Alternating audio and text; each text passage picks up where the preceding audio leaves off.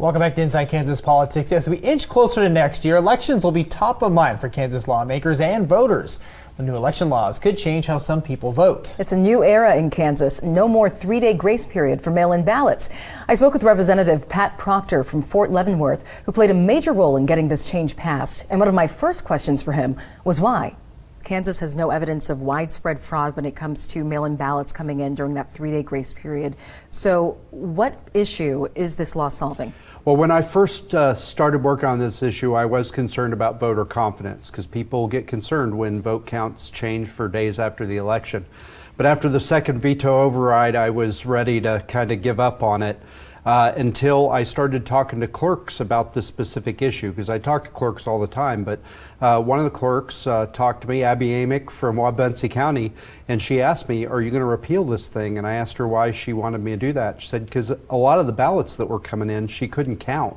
And when we dug into it, turns out that the post office was not postmarking a lot of these ballots. And so I asked the Secretary of State's office to actually do a count of how many ballots we weren't counting.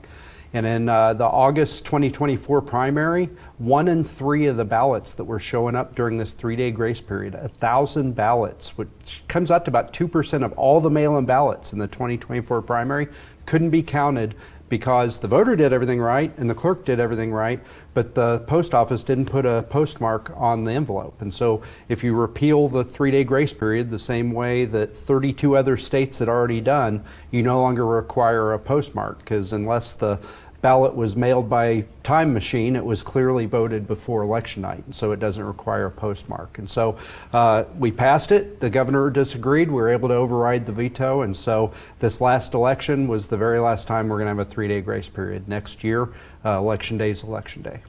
And what can people expect with that transition?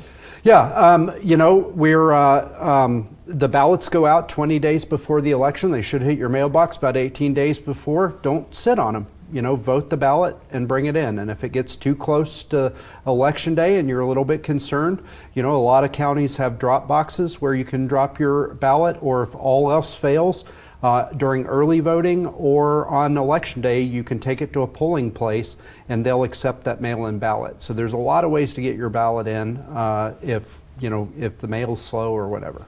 Well, of course, that same issue we run into with a law like this, mail delays. And I don't think a lot of voters vote on purpose late, yeah. Right? What could happen if there is a mail delay? Yeah, so this year we're going to look again at maybe adding a couple days to mail-in voting. I tried to do that last year as part of repealing the three-day grace period. I thought I had a compromise altogether, and then it all fell apart at the last minute, and it was sort of an orphan. I lost a lot of the Republicans, and we lost all the Democrats after I thought we had an agreement on voting for it. So I'm going to take another shot at it now that the three-day grace period is out of the way.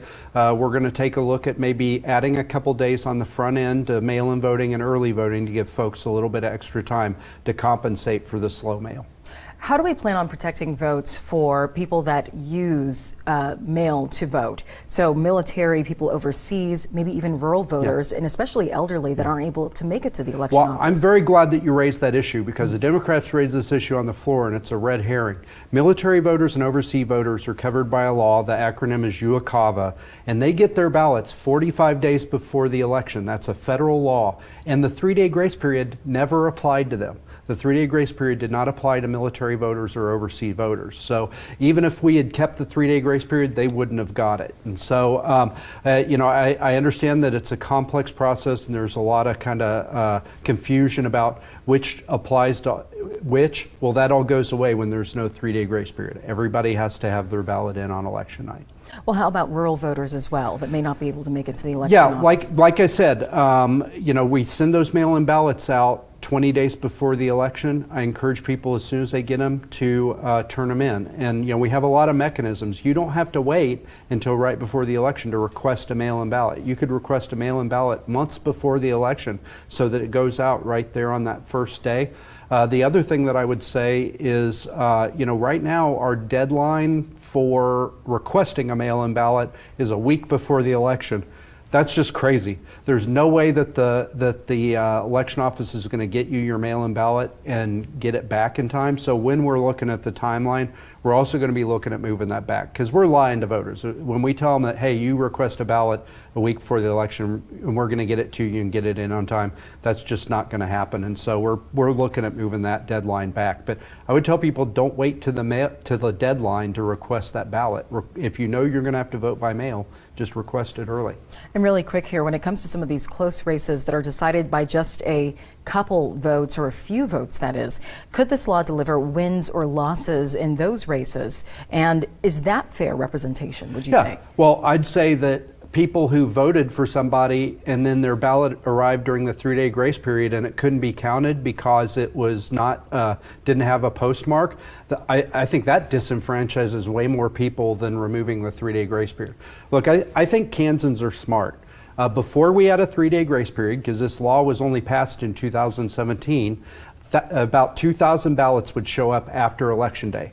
Now that once we had a 3-day grace period, about 2,000 ballots would show up after the 3-day grace period. So I think that Kansans are smart. You tell them the rules and they adjust their behaviors to the rules. And we waited to implement, right? We passed the law this year, but we waited till next year to do away with the 3-day grace period to give the election officers time to educate voters so that the voters would know before the 3-day grace period went away. So I think folks will follow the rules. I think now that we've told them, hey, you need to get it in by Election Day, people will adjust their behavior. All right, Representative Proctor, thank you so much. No, thank you so much for having me.